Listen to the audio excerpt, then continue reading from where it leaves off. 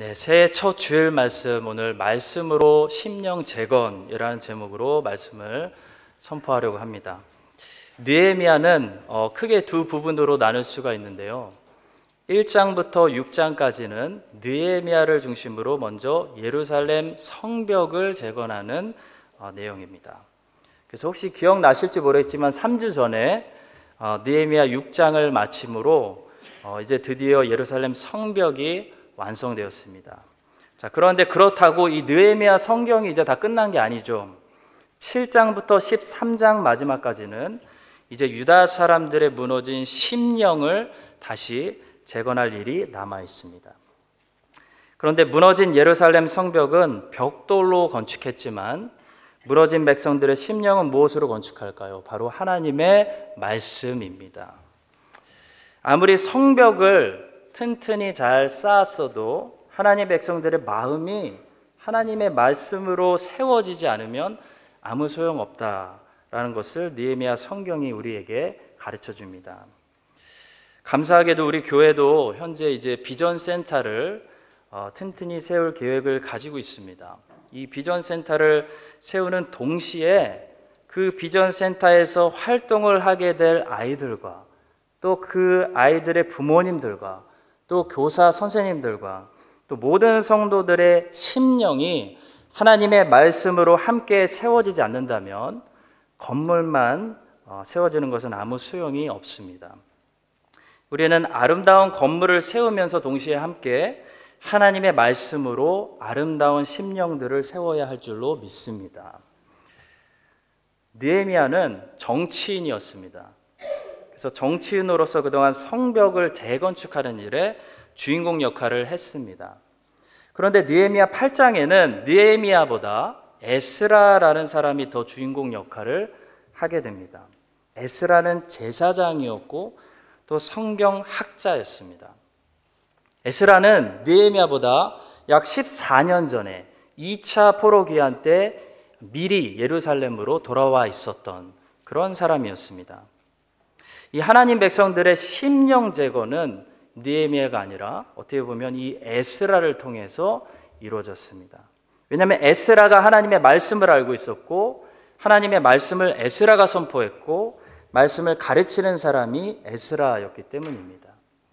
자, 그래서 오늘은 느헤미야 8장 성경을 우리가 본문으로 보고 있지만 우리는 사실 에스라를 주목할 것입니다.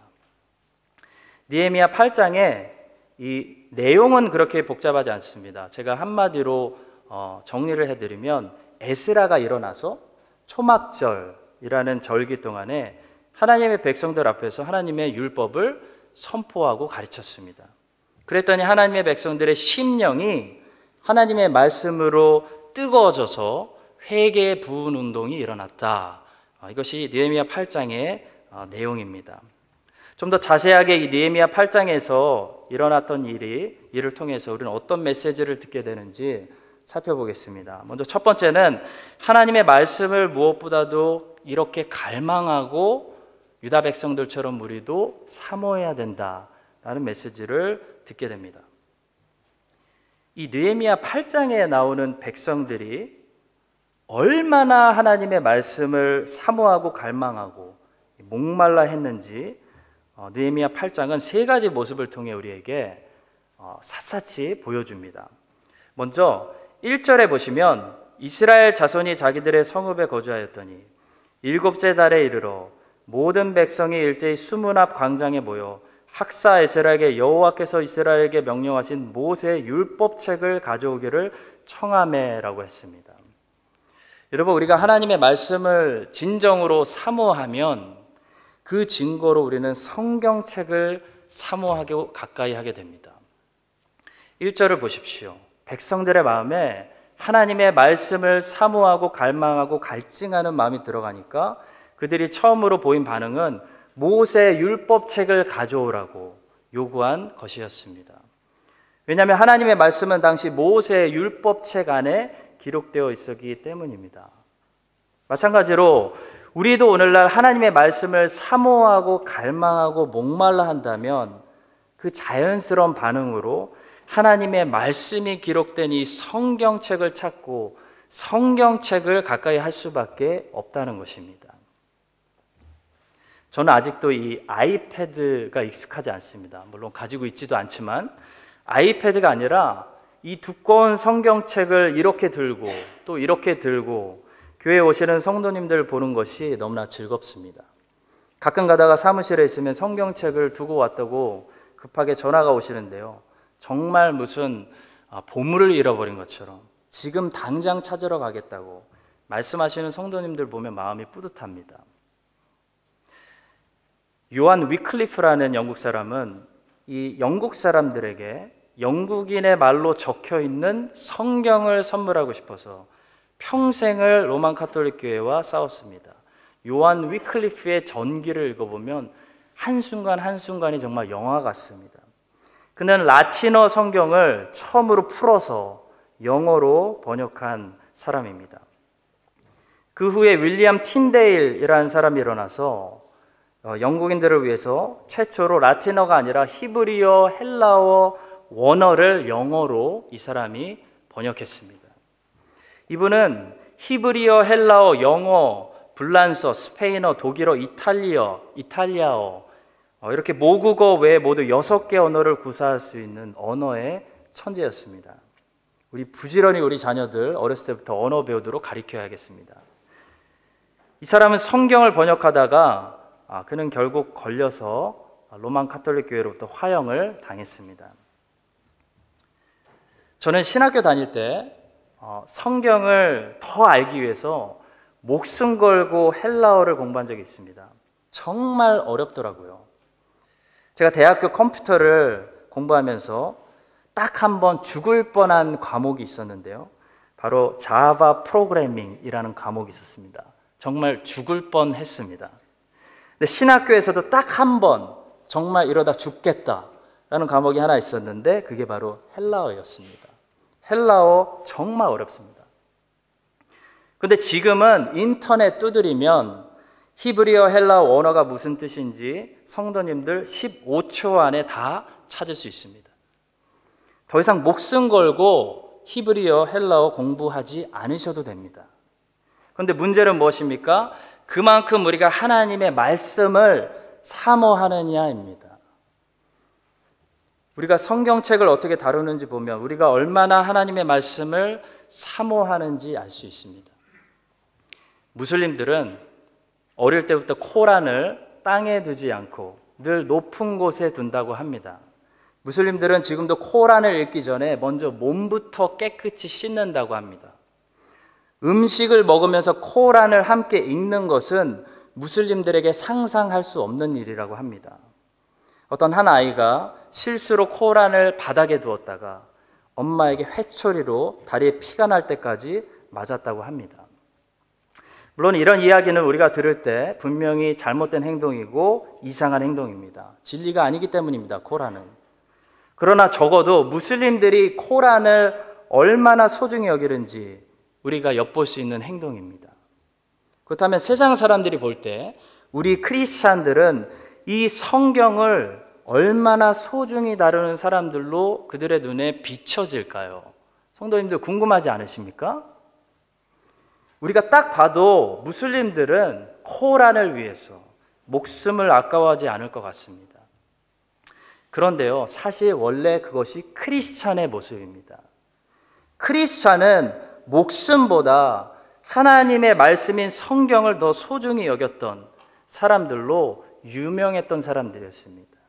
그래서 원주민들의 칼을 맞으며 순교하면서도 성경을 끝까지 그 땅에 던지고 순교하고 죽었던 사람들이 크리스찬들입니다. 화형을 당하면서 매를 맞으면서 감옥에 갇히면서도 성경이 하나님의 살아있는 말씀이기 때문에 자기 민족을 사랑해서 끝까지 번역했던 사람들이 바로 크리스찬이었습니다. 그런데 요즘은 어떤가요? 하나님의 말씀이 기록된 이 소중한 성경을 우리는 얼마나 가까이 하고 소중히 하며 이 진리를 지키기 위해 타협하지 않기 위해 얼마나 우리가 생명 내놓을 수 있습니까? 오늘 느헤미야 8장에 나오는 사람들의 모습이 우리에게 메시지를 줍니다. 그런데 그것이 오늘 주시는 말씀입니다. 하나님의 말씀을 사모하면 제일 먼저 하나님의 말씀이 기록된 성경을 가까이 하고 성경을 소중히 여긴다는 것입니다. 또 하나님의 말씀을 사모하면 충분한 시간을 투자해서 이 하나님의 말씀을 묵상하게 됩니다. 당연한 거죠. 3절에 보시면 에스라가 유다 사람들 앞에서 성경을 읽었는데 얼마 동안 읽었을까요? 최소 6시간 동안 성경을 읽었다고 말씀합니다. 3절입니다. 수문 앞 광장에서 새벽부터 정오까지 남자나 여자나 알아들을 만한 모든 사람 앞에서 읽음에 뭇 백성이 그 율법책에 귀를 기울였는데 했습니다. 에스라가 새벽부터 정오까지 최소 6시간 동안 성경을 읽었는데요. 참 놀라운 것이 사람들이 졸지 않았습니다. 사람들이 지루해하지도 않았고 율법책에 귀를 기울였다고 3절에 기록되어 있습니다. 우리는 설교를 아무리 재밌게 하려고 해도 40분 넘어가면 힘들어합니다. 근데 저들은 6시간 동안 귀를 기울였습니다. 무엇의 차이일까요? 사모함, 갈망함의 차이입니다. 제가 인도네시아에 단기 선교 2번째 갔을 때 인도네시아 현지 교회에서 주일 설교를 했는데 설교하고 김한성 선교사님께 약간 혼났습니다. 이유는 딱 하나입니다. 설교가 너무 짧다. 선교사님, 저는 제 기준에 긴 설교를 했습니다. 40분, 50분 정도 했던 것 같습니다. 그런데 그 사람들에게는 그게 충분하지 않은 거죠. 인도네시아에서는 보니까 기본 2시간 해야 그게 설교입니다. 여러분, 설교의 시간은 사실 설교자에게 달려있는 것이 아닌 것 같습니다. 설교의 시간은 그 땅에 사는 하나님의 자녀들이 얼마나 말씀을 갈망하느냐, 목말라 하느냐에 달려있는 것 같습니다. 인도네시아 땅에 사는 1%도 안 되는 형제 자매들은요 2시간 정도 설교를 들어야 채워지는 말씀의 사모함을 가지고 있었습니다. 뉴질랜드에 사는 여러분들은 몇 분 정도 앞으로 제가 설교하는 게 적당하다고 느끼십니까? 한번 저에게 말씀해 주셔도 돼요. 물론 제가 그거에 답하지는 않겠습니다. 호주 교회들은요 이제 15분 설교합니다. 20분이었었는데 15분으로 줄더라고요. 유다 백성들은요 말씀을 깊이 사모하고 있었습니다. 그래서 새벽부터 정오까지 6시간 동안 하나님 말씀에 귀를 기울였습니다. 그런데 그것이 다가 아니었습니다. 6시간 동안 하나님의 말씀을 들은 사람들이요 그 다음날 또 모였습니다.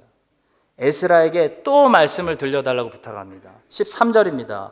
그 이틀날 뭇 백성의 족장들과 제사장들과 레위 사람들이 율법의 말씀을 밝히 알고자 하여 학사 에스라에게 모여서, 그리고 더 놀라운 것은 지금 이게 하루 이틀 말씀 듣고 이 사람들이 흩어진 것이 아니라 초막절 절기 내내 이렇게 말씀을 들었습니다. 18절의 말씀입니다. 에스라는 첫날부터 끝날까지 날마다 하나님의 율법책을 낭독하고 무리가 이레 동안 절기를 지키고 8째 날에 규례를 따라 성회를 열었느니라. 초막절은 유대인 달력으로 7월 15일부터 21일까지 7일 동안 지키는 절기입니다. 7일 동안 지키고 8일째 다 같이 성회로 모이는 그런 축제의 절기입니다. 그들은 7일 내내 하루에 최소 6시간 이렇게 말씀을 듣는, 말씀을 진정으로 사모하는 사람들이었다는 것입니다.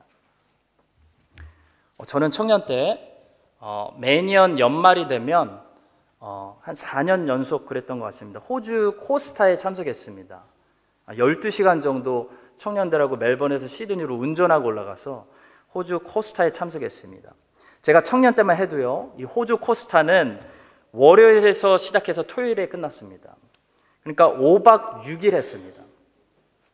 5박 6일 동안 청년들이 400명, 500명 모여서 뭐 했는지 아십니까? 아침부터 저녁 밤늦게까지 말씀 듣고 기도하고 찬양하고 밥 먹고 세미나하고, 또 말씀 듣고 기도하고 찬양하고 밥 먹고 세미나하고, 그거 반복했습니다. 근데요 너무 좋았어요. 절대 지루하거나 힘들지 않았습니다. 그 코스타 때 변해서 하나님 만나고 회심하고 지금 전도사 되고 목사 된 사람들도 굉장히 많습니다.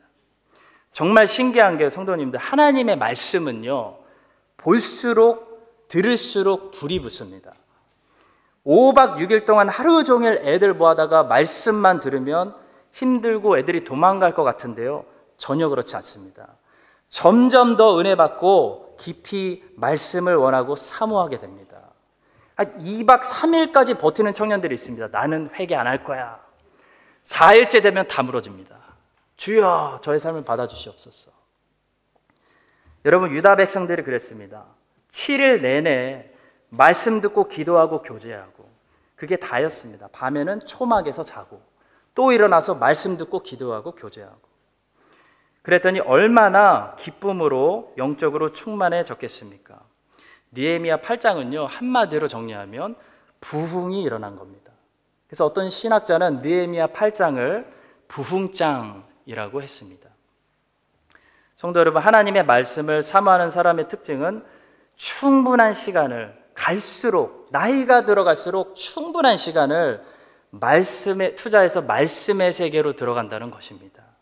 오늘 느헤미야 8장에 나오는 이 말씀에 7일 동안 깊이 푹 빠져서 들어간 사람들의 모습이 저와 여러분을 도전할 수 있게 되기를 바랍니다. 또 하나님의 말씀을 사모하는 사람의 마지막 특징은요, 말씀에 대한 태도부터 다르다는 겁니다. 태도가 다릅니다. 5절에 보시면 이 말씀을 사모하는 사람들은 그냥 평안히 앉아서 말씀을 들은 것이 아닙니다. 모두 자리에서 일어나서 말씀을 들었습니다. 에스라가 모든 백성 위에 서서 그들 목전에 책을 펴니 책을 펼 때 모든 백성이 일어섭니다. 여러분, 말씀을 사모하는 사람은요, 반드시 말씀을 향한 적극적인 태도를 가지고 있습니다.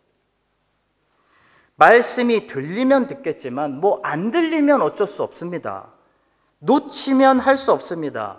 억지로 찾지는 않겠습니다 라는 태도를 가지고 있는 사람은 사실 말씀을 사모하는 사람이 아닙니다. 말씀을 거부하지는 않지만 말씀을 갈망하는 사람이 아닙니다.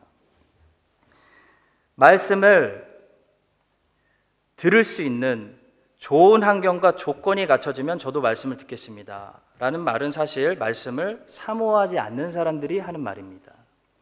여러분, 말씀을 사모하는 사람은요, 환경을 기다리지 않습니다. 환경을 만들어 갑니다. 말씀을 들을 수 있는 환경으로 바꾸고 개척해 나간다는 것입니다. 한마디로 말씀을 드러내기 위해, 반드시 듣기 위해 가만히 앉아 있지 않고 일어난다는 것입니다. 왜냐하면 말씀을 사모하기 때문입니다. 말씀을 사모하기 때문에 말씀에 대한 적극적인 태도가 있는 것입니다. 수동적인 태도가 아니라 적극적인 태도가 있는 것입니다. 성도 여러분, 말씀을 대하는 우리의 태도를 점검해 봐야 됩니다. 그러면 말씀을 우리가 얼마나 사모하고 있는지 답이 나옵니다. 유다 백성들은요, 말씀을 들을 때 가만히 앉아 있지 않았습니다. 가만히 앉아서요, 들리면 듣고 안 들리면 어쩔 수 없고 놓치면 어쩔 수 없습니다라고, 그런 태도가 아니라요, 놓치지 않겠습니다. 드러내겠습니다. 꼭 듣겠습니다 라는 태도를 가지고 있었다는 것입니다. 그들은 자리에서 일어나서 내가 반드시 꼭 말씀을 듣겠습니다 라는 적극적인 자세를 가지고 있었다는 것입니다.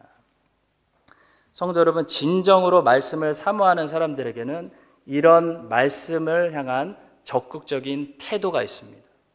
오늘 느헤미야 8장에 나오는 하나님의 말씀을 지금 드러내려고, 놓치지 않으려고 일어나 있는 이 사람들의 태도가 우리에게 도전이 되고 우리의 마음을 변화시키는 귀한 메시지가 될 수 있기를 간절히 바라고 소망합니다.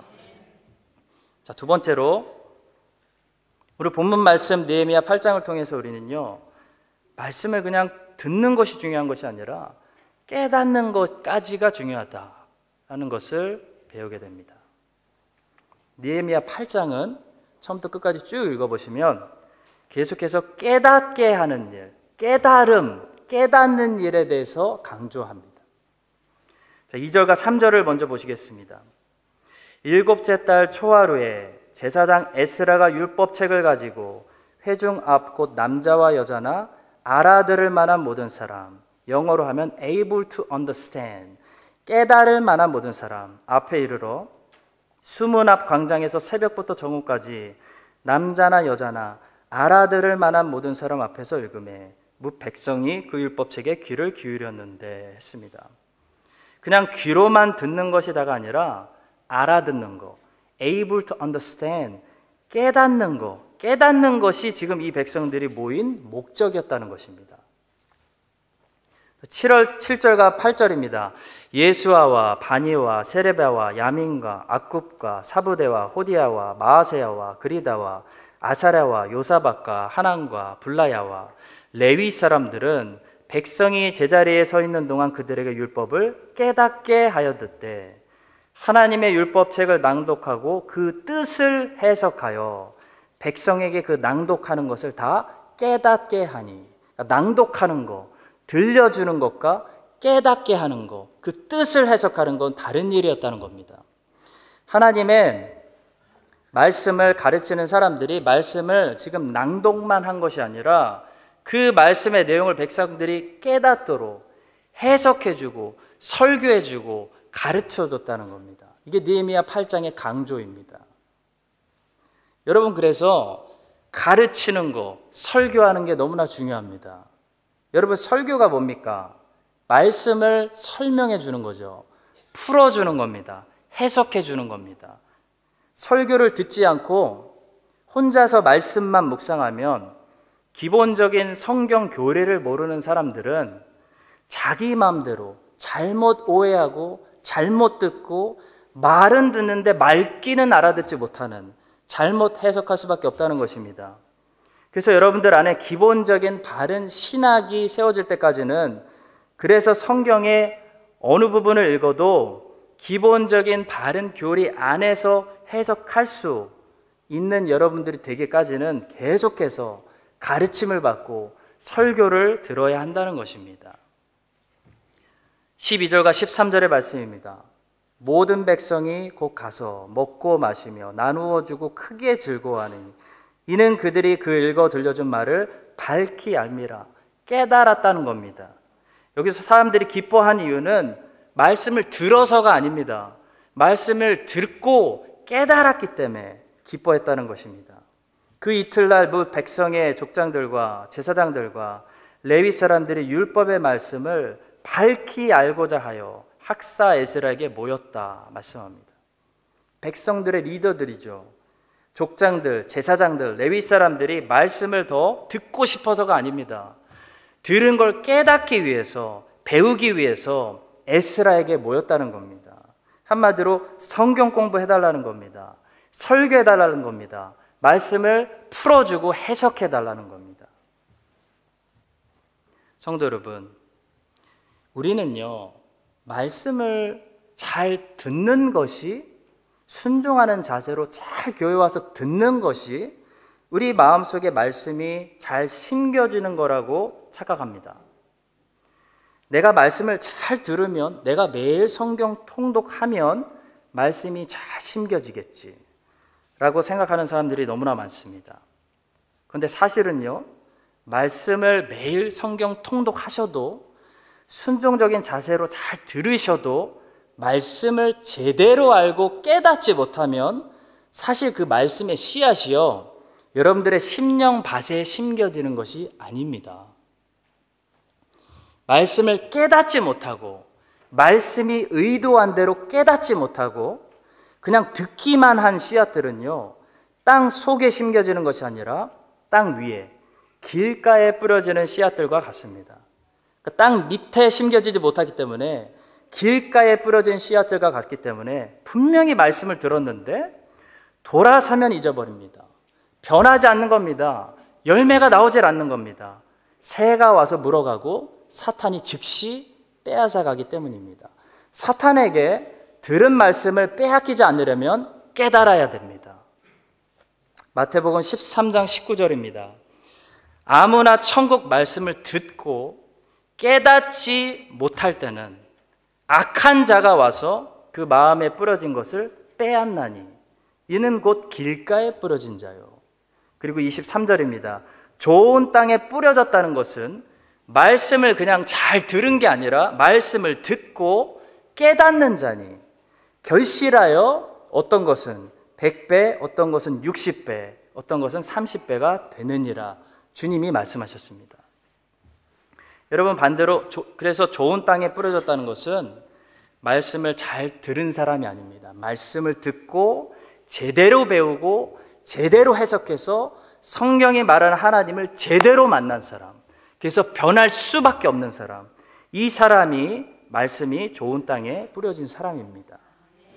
많은 크리스찬들이 말씀을 잘 경청해서 순종하는 태도로 잘 듣는 것을 말씀이 좋은 땅에 떨어진다고 생각하는데요, 안타깝게도 말씀을 잘 경청하시는 분들 중에서 여전히 하나님을 모르고 구원론도 제대로 설명하지 못하고 복음도 뭔가 이거저거 섞여 있어서 그래서 그렇게 말씀을 평생 들었는데 쉽게 이단적인 가르침에 빠지고 쉽게 좌절하고 쉽게 사탄의 속임과 거짓말에 완전히 무너지고 분별하지 못하고 미신적으로 신앙생활 하시는 분들이 오늘날 기독교 안에 너무나 많다는 겁니다.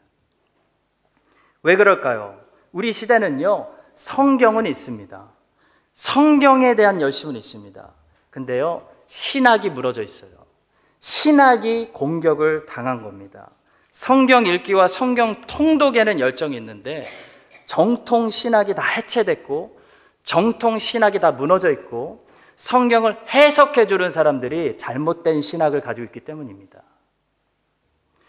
잘못된 신학들이 기독교계를 장악하고 있습니다. 책방, 저는 자주 책방에 가서 조사합니다. 책방, 베스트셀러 책들, 신학교들, 교수들, 설교하는 목사들, 잘못된 신학들의 지배를 받고 있다는 겁니다. 그래서 정말 우리가 사도들이 전한 말씀이 무엇인지, 정통적으로 해석했던 사람들은 누구인지 부지런히 찾지 않으면요, 정말 이 소수의 깨달음을 가진 사람이 되지 않으면요, 말씀을 열심히 듣긴 들고 새해 또 성경 통독해도 매일 묵상하고 카톡으로 나눠도요, 바른 해석을 알지 못하기 때문에 말씀이 우리를 변화시키지 않는다는 것입니다. 여러분, 말씀을 깨닫지 못하면 말씀이 여러분들 안에, 심령 안에 심겨진 거 아닙니다. 그래서 변화가 없고 능력이 없는 겁니다. 말씀을 들었는데 깨닫지 못했기 때문에 새가 물어가는 겁니다. 여러분, 그래서 우리는 바른 신학을 회복해야 되고 바른 방향부터 제대로 알아야 되고 바른 신학을 세우고 그것을 가지고 성경 공부를 해야 됩니다. 말씀 묵상만 각자 한다고 되는 게 아닙니다. 잘못된 성경 교리를 가지고 있는 사람들이, 훈련받지 못한 사람들이 계속 성경을 붙들고 있으면 자기 생각대로 계속 성경을 잘못 오해하는 결과만 낳게 됩니다. 생각해 보십시오. 대한민국에 수많은 크리스천들이 그동안 설교 안 들었습니까? 성경 안 읽었습니까? 대한민국이요, 일주일 내내 월화수목금토일 크리스천들이 설교 듣고 성경 보고 큐티하고 그렇게 말씀에 열정을 냈는데도요, 다 쉽게 이단에 빠져요. 왜 그런지 아십니까? 말씀을 들었지만 깨닫지 못한 겁니다. 다 기복신학, 번영신학, 잘못된 길에 빠진 거죠. 말씀을 깨달으려면 바른 성경 공부를 해야 되는데 신학이 엉망이 되어 있으니까 바리새인들처럼 성경을 달달 외우고 말을 다 기억하지만 말귀를 알아듣지 못하는 겁니다. 성경이 정작 계시하고 있는 하나님을 제대로 만나지 못한 겁니다. 제대로 알지 못하기 때문에 변하지 않는 겁니다. 따라서 성도 여러분, 우리는 바른 신학이 뭔지 싸워야 되는 그 시대 가운데 있습니다. 오늘날 기독교계에서 가르치고 있는 현대 자유주의 신학이 무엇인지 분별하고 정통 신학이 무엇인지 공부해서 분별하고 알아야 됩니다. 그래야 하나님의 말씀을 모든 성도님들이 묵상하기 시작할 때 바른 해석을 할 수 있고, 그래야 말씀이 선포될 때마다 그 말씀이 깨달아지기 때문에 우리가 심령 안에 심겨져서 30배, 60배, 100배 변하고 결실하는 놀라운 역사가 일어나게 되는 것입니다. 오늘 느헤미야 8장이 우리 모두에게 반복해서 강조하고 있는 거, 느헤미야 8장이 강조하고 있는 거, 말씀을 그냥 듣는 것이 다가 아니라 말씀을 알아듣고 깨달을 수 있는 우리 모두가 될 수 있기를 간절히 소망하고 축복합니다. 자, 마지막 세 번째로, 모든 말씀 부흥 운동은 어느 한 사람의 말씀 연구와 말씀 준행을 통해 시작되었다라는 사실을 우리가 보게 됩니다. 아까 말씀드린 것처럼 느헤미야 8장의 이야기는 말씀 부흥 운동 이야기입니다. 수많은 사람들이 말씀을 사모하게 됐고 말씀을 제대로 배우고 깨닫게 되었습니다. 자, 그런데 이런 말씀 부흥이 일어날 수 있었던 것은 우연이 아니라 바로 에스라라는 사람이 있었기 때문입니다. 에스라는요, 14년 전에 이미 2차 포로 기한 때 귀국해서 바로 이런 날을 꿈꾸고 오래전부터 준비하고 있었던 사람입니다. 느헤미야는 3차 포로 기한 때 돌아왔는데 에스라는 14년 전에 이미 2차 포로 기한 때 돌아왔습니다. 에스라가 14년 전에 2차 포로 기한 때 처음 예루살렘에 도착해서 어떤 결심을 했었는지 에스라 7장 8절부터 10절의 말씀을 보겠습니다. 이 에스라가 올라왔으니 왕의 제7년 다섯째 달이라. 첫째 달 초하루에 바벨론에서 길을 떠났고 하나님의 선한 손에 도우심을 입어 다섯째 달 초하루에 예루살렘에 이르니라. 에스라가 여호와의 율법을 연구하여 준행하며 율례와 규례를 이스라엘에게 가르치기로 결심하였었더라. 14년 전에요, 아직 성벽도 없고 돌아오는 사람도 없고 겨우 성전만 지어놓고 제사만 회복되고 있었던 그 시절에 에스라라는 한 사람이요, 14년 전에 돌아와서 결심을 합니다. 여호와의 율법이다. 여호와의 율법만이 우리가 살 길이다. 우리 민족이 살 길이다. 여호와의 율법을 연구하고 준행하며 이스라엘 백성들에게 가르치기로 결심을 했기 때문에 나중에 성벽 다 지고 이런 말씀 부흥 운동이 일어날 수 있었습니다. 성도 여러분, 불씨 없이 일어날 수 없는 것처럼 부흥은요, 결코 우연히 일어나는 것이 아닙니다. 비록 14년 이상의 긴 시간이 걸렸지만 에스라라는 말씀의 사람이 있었기 때문에 결국 그 말씀의 사람을 통해 말씀 부흥 운동은 일어날 수밖에 없었습니다.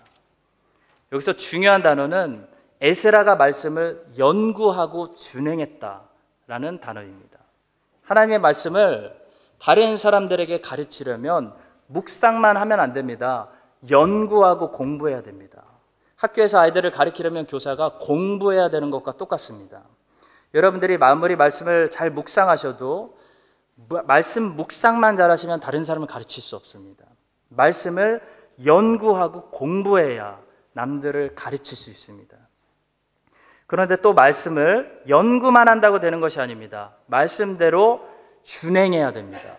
살고 실천해야 남들을 가르칠 수 있는 사람이 됩니다. 에스라는 말씀을 연구했고 말씀을 준행했습니다. 그래서 남들을 가르칠 수 있는 사람으로 준비되고 하나님의 때에 기다리는 사람이 되었습니다.